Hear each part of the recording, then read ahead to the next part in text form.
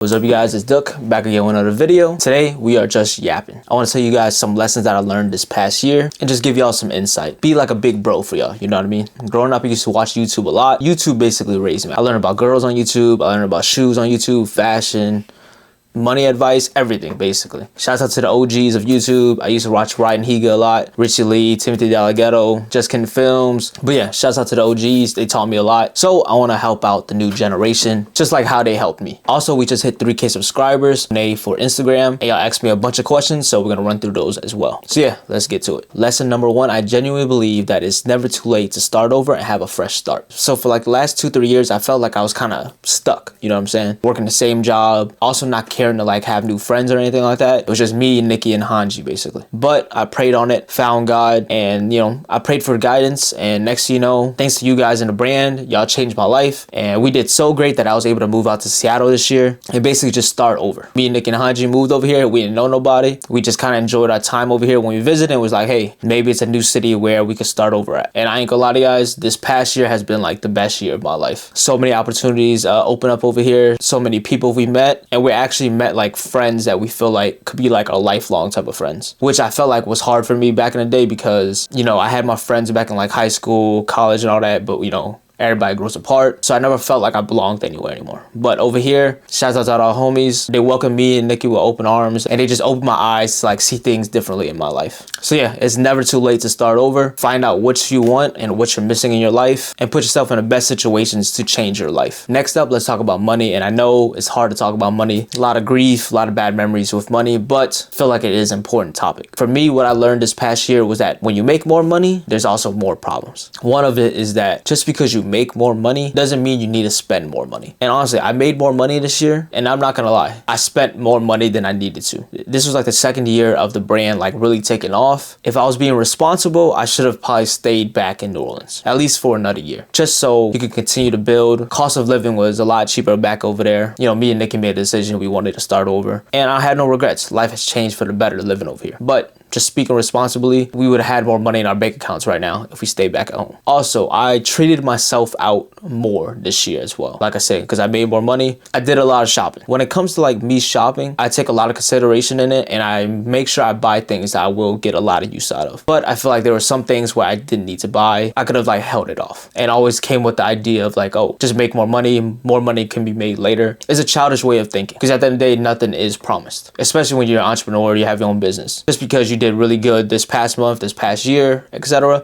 doesn't mean it will continue going forth. Anything could happen. You can flop, you can get canceled, anything, you know what I mean? And that more money can be made later, it doesn't happen. So you're basically counting your eggs before they hatch. A lot of the money that I did spend on like the materialistic things could have been used to help build me and my family's future. And by that, I mean like investing. You can't go wrong with that. Having your money make money. It's easy to think about enjoying now, but at the end of the day, God forbid, I still am gonna be alive like 5 to 10 years from now, and I still wanna be able to enjoy life. So sacrificing a little bit of fun now to create a better life for you in the future, that's not a loss. That's a great way of thinking. Another thing I learned this year is that closed mouths don't get fed. It's the same concept as you miss 100% shots that you don't take. It is cliche, but it's 100% true. I felt like there were so many opportunities I missed out on this year just because I didn't want to open my mouth, or I was gonna get judged, or people were gonna make fun of me, blah, blah, blah, blah, blah. But once you learn how to not care about what other people think, and you combine that with like the total confidence of the worst I can do is say no, once you combine those two together, you're gonna be unstoppable. And I feel like I got to that point. There were 2 instances when I was in Las Vegas for a brand trip, and I met Keith Lee, right? And Keith Lee is into fashion and all that. Me and Nikki met him and his wife. We took the pic. At that moment of time, I could have easily was like, yo, let me hook you up with some clothes. I appreciate everything you do. Like, it's on me. I would be happy to do it because I enjoy his content. I love how he's a man of God, and him and his family are great. But I froze, and then after that, I tried to find him again throughout the night, and I missed the opportunity. Another opportunity I did get though, I met Miguel from Love Island, said what's up to him, and I basically put him onto the brand. And then he followed me on Instagram, and we trying to set something up to where I could send him and Leah some clothes. But that's an insane opportunity. As you can see, Keith Lee could have said yes, he could have said no, but I wouldn't know until I asked. Miguel, I asked. You can see the 2 instances. Y'all get the point though. Stop caring about what other people think and start moving with confidence. Closed mouths don't get fed, and shoot your shot. I watched this TikTok right here. I'm gonna play it right now. I ain't gonna lie, bro.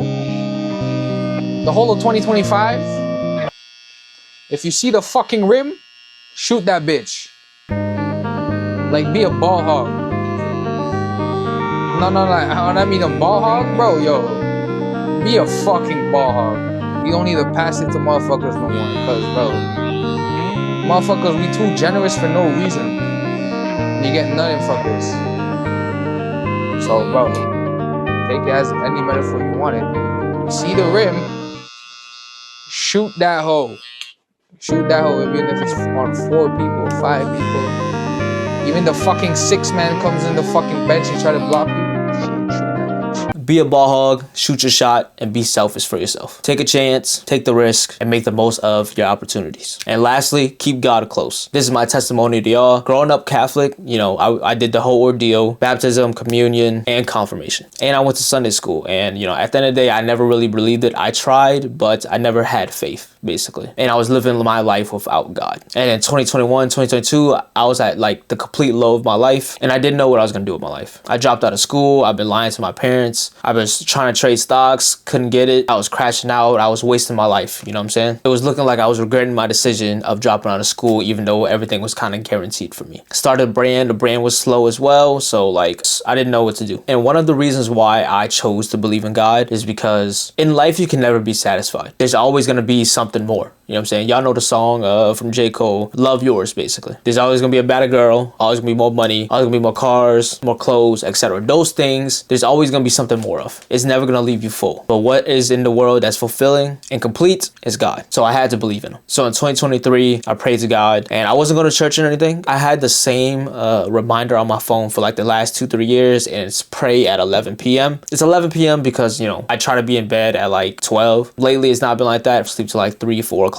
I'm filming this video at 11 p.m. and that's all I really did. I prayed in the morning, I prayed at night, asking for guidance, asking for help. How can I better my life? And at the end of the day, it was through him. 2023 was my breakout year for just life in general. And 2024, we doubled down, and it's scary because I didn't think my life could be like this. I didn't believe that my life can be so like filled with joy and happiness, and it wouldn't be like this without him. And then this year I made friends as well that are Christians. They invited me to church and all that, and the church is called One Church. And the first time I went was like the grand opening for like a new spot, and I was overwhelmed because I had never been to a church like this before. I heard the worship music and I was about to cry. I was like, this thing is hitting me. Like 2-3 weeks ago, I ended up crying during like the worship music, just because I'm grateful for the life that I live. I tell God that every night. I started reading the Bible last year. Nikki got a Bible as well. We working on it. We have Bible study, and it's amazing. I'm not here to tell you guys to follow God. I'm just telling y'all my story. My life wouldn't be what it is without him. So yeah, those are some of the big lessons that I've learned in 2024. Y'all let me know if y'all want any more of these. I can always pass down the lessons I've learned throughout my years.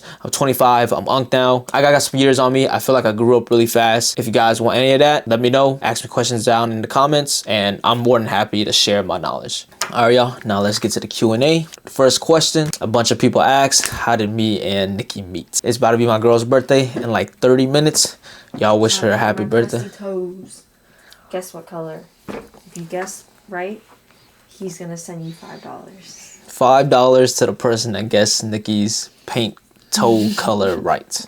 Yeah. Go ahead and comment down below. All right, y'all. So basically, I DM'd Nikki on Twitter, and I did a little corny joke. I basically took a picture of took a screenshot of like dogs, texted to her, and it was like, oh, sorry, my dogs went into your DMs.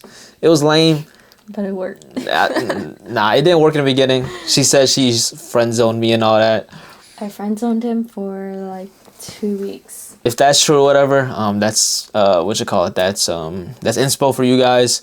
You can get out of the friend zone, whatever that means. DM'd, got the number, we set something up. I remember one of the funny moments back in the day. Basically, one funny thing that did happen back in the day was that we were texting and she told me that she was gonna go sleep. I said cool.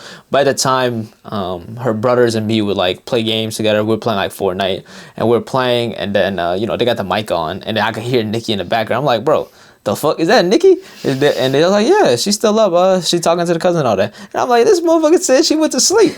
So we, you know. I didn't want to talk to him. I got tired of talking to him. Yeah. And then after that, she got on the mic and was like, oh, I was just hanging out with my cousin. I'm like, yeah, whatever. And then me and the bros just continue playing. So shout out to Nathan, shout out to Davin. But yeah, at the end of the day, we just kind of clicked. I felt like she was like the female version of me. Keep it 100. A lot of girls aren't funny. They're just funny to laugh at. I feel like Nikki is funny. So shout out to her. I had to lock it down. Also, her mom asked in the DMs as well. She said, when will you give my daughter her ring? No, I am thinking about returning it. I need the money. Another question y'all asked us was, do we speak Vietnamese fluently? I ain't gonna lie, it's choppy. I went to school for it, but like I was a delinquent in school. I think we can understand more than we can speak. I feel like we used to speak a lot, especially living back at home. Yeah, with our parents and stuff like that. Over here, a crazy thing about living over here is that, you know, living in Louisiana, living in New Orleans, I only knew Vietnamese people. Over here, I met Koreans, I met Chinese people, I met Japanese. Well, no, I don't think I met any Japanese. Filipinos, everything like that. You know what I'm saying? So it's real Asian out here. Back at home, it's just Vietnamese. So yeah, we can speak it to each other. We don't really speak it. We just speak English. The only time I speak Vietnamese is when I call my mom or call my grandma, etc. I think that's all for you. Speaking of Seattle, somebody asked me what was my favorite thing of Seattle and do I think I will be staying. What's my favorite thing? What I'm gonna say, what's surprising is food. Food is kind of solid out here. There's a lot of variety, you know what I'm saying? Back in Louisiana, I felt like mainly known for soul food, the Vietnamese food, etc. isn't as good, just like your home cooked meals from like your parents and stuff. But over here, they have a good variety. I'll say the weather. A lot of people hate Seattle weather. They say it rains too much. To me, I haven't dealt with that. When we moved in the spring and summer, that was like peak living. Air so crisp, sun's out, sun don't go down till like 9 p.m. It was insane. Right now it's winter time. I feel like it hasn't been raining as much. People do say it rains more in like January, February. They say February is like the dead month. But I mean, at the end of the day, I love the air. I love the rain. I'm not mad at it. And honestly, I love the people. When people think about Seattle, they always told me about like Seattle freeze, and that's when like people like don't mess with each other. Nobody cares to make friends and all that. I feel like I had no issue with that. Everybody that I see when I'm walking around, everybody cool to me. So I don't know. And do I think I'll be staying? It's looking good so far. I'm not gonna lie. Like, life's been good, making great friends. Why leave type of thing. So we'll see what ends up happening. But me and Nikki, we are enjoying our time here. Shouts out to everybody over here. All right, we have a question that is, what are my favorite brands? And what is the piece that got me into fashion? I want to give shouts out to small brands. You know what I'm saying? At the end of the day, I don't even really buy from small brands. Because at the end of the day, I'm built weird. I'm built different. Not in a good way. I'm 5'5", 155, short legs, stocky build. It don't really work like that. You know what I'm saying? When I buy other people's clothes, they just don't fit me how I like it. And the clothes that fit me the way I like it, I make. So there's kind of no point, but I do have an appreciation from afar. I repost, I like, etc. I comment, I show love. But some brands that I do like, I like Bro's brand. No name. He makes tough stuff. He does a lot of great attention to detail type of pieces. So shouts out to Bro, the brand that inspired me to start my brand. Shouts out to Happy Memories Don't Die. They make good pieces as well. They do good remixes of like popular brands, popular pieces. Shouts out to my boy Josiah. His brand, Seventh Made. I feel like he's on the come up. He's always showing love as well. Shouts out Cole Henry. He makes really good basics. I feel like me and him, we kind of make like similar type of style products where it's like not mainly focused on like big graphics, big colors. It's just like well made and like good fitting product. I'm probably forgetting a little bit more, but shouts out to the small brands. When we talk about bigger brands, if we're talking about strictly shoes, I like Mason Margiela. I love the Gats. I have 3 pairs, literally my everyday type of shoes. And when you talk about like what's like the best overall, I feel like it's Balenciaga. I feel like the clothes are made well. It's kind of my style, minimal designs, and the shoes, I love the shoes. Those are some of my top brands. And like what piece got me into fashion? If we're talking about shoes, I would say White Cement 4s. White Cement 4s is like my favorite shoe growing up. Never owned a pair, but that was my favorite sneaker, and that kind of got me into fashion. I wanted a pair so that I could, you know, get a good fit off and have that shoe speak, but I never got it. I got the Bread 4s. I got the classic green 4s. My first ever Jordan was Jordan 7 Cardinals. Whenever those 7s came out, it was the Cardinal 7s came out, the Orion 7s came out, and the Bordeaux 7s came out. My little brother got the Orions. I didn't like that black and gray colorway, so I didn't get the Bordeaux. So then me and my older brother got the Cardinals. He was annoyed.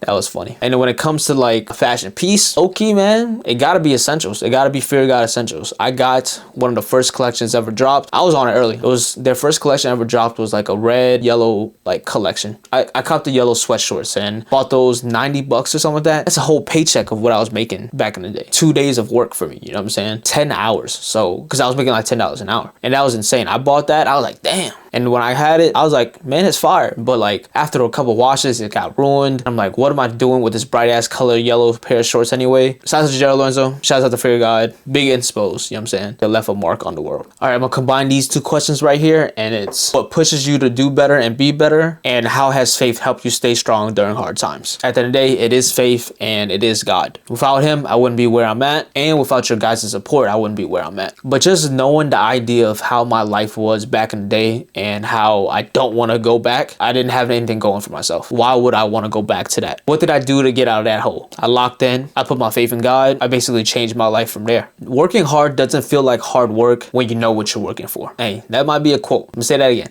Working hard doesn't feel like hard work when you know what you're working for. I want a brighter future for myself. I want a brighter future for my family. So me working till 4 a.m. at night, not eating enough, not sleeping enough, it don't feel bad. Because at the end of the day, I'm going to get to where I need to be, do hard work and good faith. So that's how I stay motivated through the tough times. Because at the end of the day, I am blessed. You know what I'm saying? A lot of people don't make it this far. So what's the best I can do out of the situation I've been given? All right, next up, let's talk about top 5 shoes and my dream collaboration. In no particular order, we have the Mason Margiela Tabby loafers with a little slit toe right here, but great everyday loafer for me.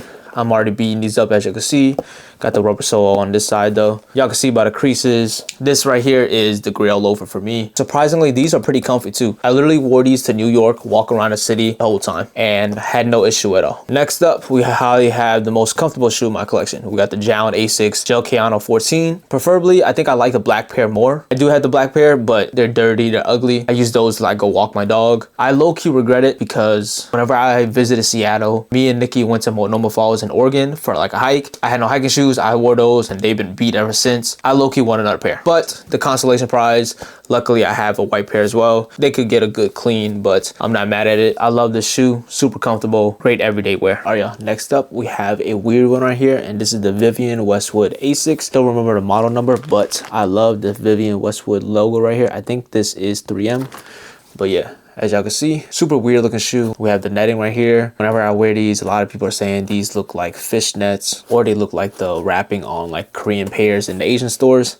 That's insane. But yeah, y'all can see they're pretty dirty because I wear my shoes. You know what I'm saying? I wear my shoes. I don't really care to clean them. That just goes back to everything I said. Whenever I buy stuff, I beat it to ground. I like to wear my stuff. Love these right here. Got these for a great steal on Grailed. Think I only paid like $150 for them. I didn't have no particular order, but this might be number 1. The Mason Margiela Gats. I have 3 pairs. They're downstairs, don't feel like getting them, but any of them could be in the top 3. This one probably is my favorite out of the 3 though. The black leather combining with the brown suede plus the cream laces. This is just a beautiful shoe. And this is probably was my best steal of the year. I got this right here for 70 bucks on Grailed.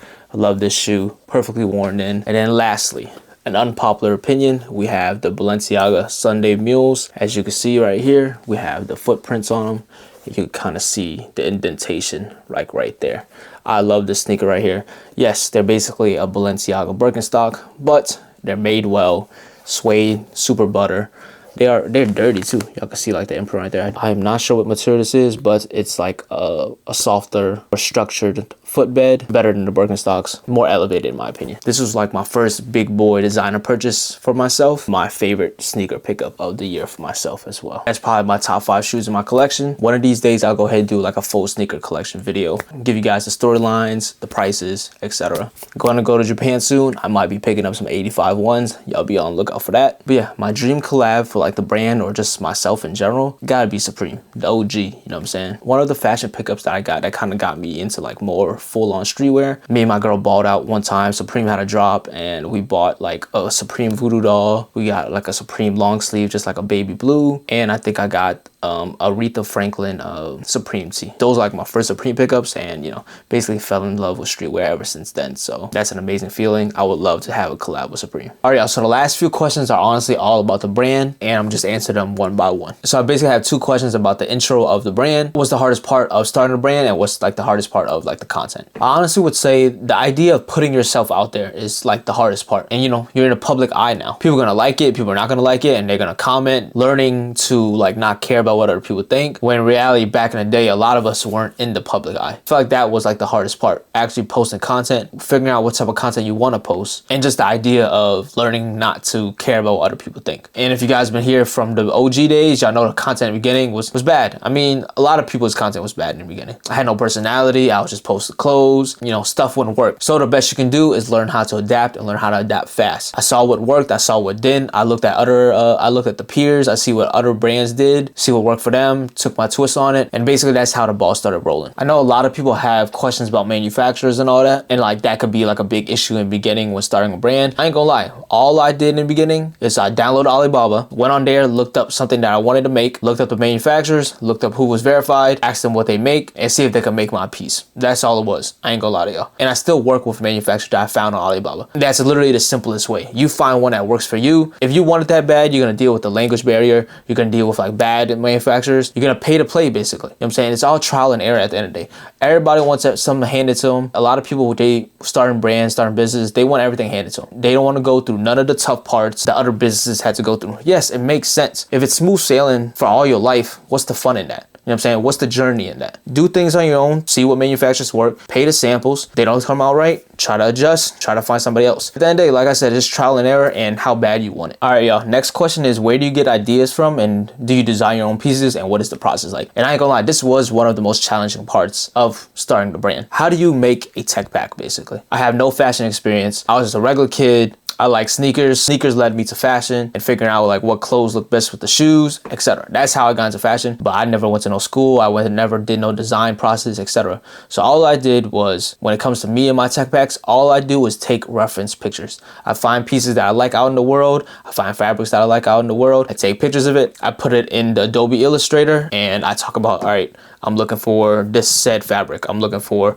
500 GSM French terry cotton. I'm looking for these seam designs right here. This is the reference I want to do. I want you to do it like right here. These are the measurements for it. Stuff like that. That's how I made my tech packs. And when it comes to like drawing clothes, I looked up on YouTube, how do I draw clothes on Adobe Illustrator? I put the link to the video like right here, or like the video I use. He taught me everything. This video right here, shouts out to her. That's how I learned how to make clothes. And then when it comes to me, I don't do graphic designs or anything. So most of my pieces are just a simple technical drawing. And that's simple for the manufacturer to follow. I do my technical drawing. I put in Adobe Illustrator. I find the fabrics. I find the colors I want in there. I take pictures of the reference photos, like I said, and then I jot down the instructions needed to create the sample, whether it be the pocket size, the pocket depth, the waistband material, how big the waistband I want it to be, you know, stuff like that. I'm gonna put like a tech pack sample that I've made recently, and like I said, it's literally just technical drawing, reference photos, size chart, etc. But yeah, I didn't answer the question, where did I get the ideas for like my designs? And at the end of the day, I mean, you get inspo from everywhere. You know what I'm saying? You experience life, you're on TikTok, you're on social media, you're shopping, you're thrifting. Anything can be inspo for me. My most famous piece is the swirly sweats, and the inspo behind that, the emoji that Apple has,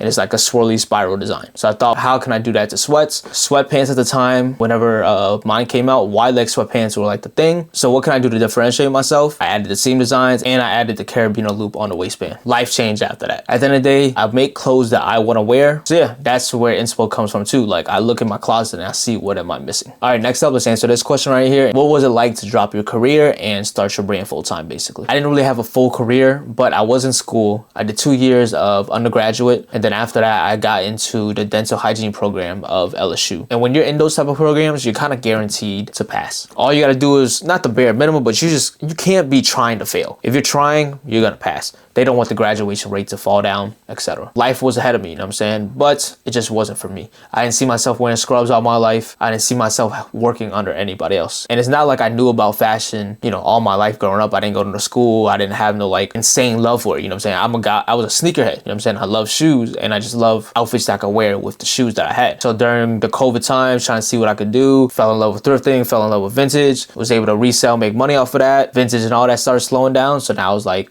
you gotta be adaptable. If you still want to do this, what can you do? Let's start making my own clothes. And that's how it all ended up happening. Best decision I made in my life. I bet on myself. So finally finding something I have passion in. I love the sampling process. I love designing. At the end of the day, I love the promoting. I love seeing the likes. I love seeing the engagement on the pieces that I make. I love, you know, people's reactions. You know what I'm saying? So being able to do something that I love and have passion for, this doesn't feel like a job. I literally wake up every single day. I have the craziest schedule right now. I go to sleep at like 4 a.m. I don't get out of bed until 12. Take care of the dog. I eat. I'm filming videos. I'm editing. I'm designing. I'm doing inventory work. We have a drop on Friday. I'm filming this on Thursday, January 9th. Shout out to my girl. It's her birthday. But yeah, I'm filming this January 9th, and you know, we have a drop on Friday. My girl did all of the inventory for us. I was doing Photoshop work, admin work for the brand. You know, this is the life I dreamed of. I love packing up orders. I love the whole process. I hope that for any of you guys watching this and like I can inspire y'all. It's a cliche thing, but do something you love, because when you do that, it doesn't feel like a job. All right, next up, let's answer the questions about what was like my biggest growth for like my personal brand and like the brand itself, and like my high and lows. Did I ever want to quit? So let's talk about the lows first. The lows were honestly the first 2 years of the brand. First like 8 months of the brand, it was us selling vintage, and like, yeah, we had cool drops here and there. It never amounted to no more than like 4K sales, like a drop. You know, I'm living in Louisiana at the time. Yeah, thrifting was cool, but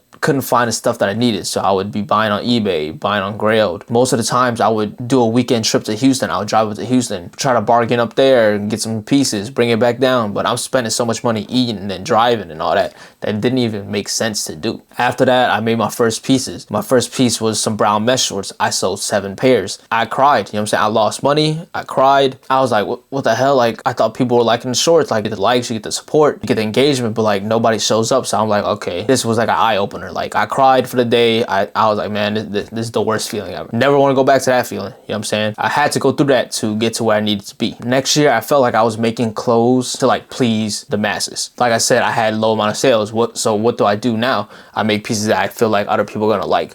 And that's where I think I lost myself. Not seeing what I want to see out of the brand, seeing my peers grow. Why am I not popping off? You know what I'm saying? That was a big thing of mine back in the day. I was watching pockets. I was watching other people's progress. But at the end of the day, you got to watch your own and see your progress that you've made. So like those were the lows of the brand. Learning how to get out of that was like the best feeling ever. Put my faith in God. Started making clothes for myself. Like making clothes that I wanted to wear. That was like the best feeling. So then in 2023, I was like, if I don't pop off this year, I'm probably gonna have to quit. It wasn't making any sense anymore for me. I feel like my designs were bad. I'm just losing money here and there. I'm still working like 40 hours a week. Like, what's the point? You know what I'm saying? So I felt like I had to quit if 2023 wasn't gonna be a good year for me. I had like a slow like 5 months, but at the end of the day, I was waking up every day doing what I needed to do to put myself in a better situation. Next thing you know, I popped off. Next thing you know, May 2023, I dropped some lounge shorts. TikTok went crazy on them. The exposure to videos, it was insane. Like, it was the best that I ever done. And I was thinking about making those shorts pre-made too, but I was like, all right, let's try to do a pre-order, because I was only gonna make like 50 shorts each. I did the pre-order on them shorts due to like all of like success with the TikToks and all that. I think I sold like 600 shorts. It was like the real first time I've reached 5 figures on a drop. I hit 9K before. I got really close with like these Kanye tees. In that moment, I was like, okay, I can do this. You know what I'm saying? People are actually liking the stuff that I make, that I want to make for myself, because these are pieces I wanted to wear. You know what I'm saying?